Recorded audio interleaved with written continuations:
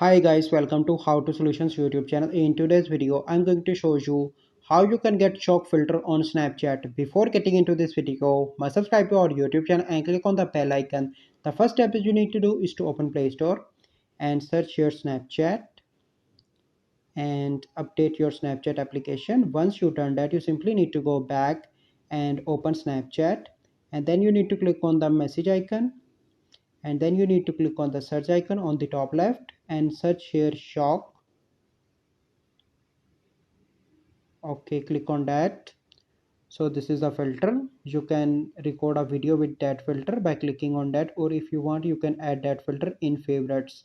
So this is the process by which you can get shock filter on Snapchat. I hope you find this video helpful. If you find this video helpful, must like this video, subscribe to our YouTube channel for future videos. We'll see you in the next video. Thank you, have a good day.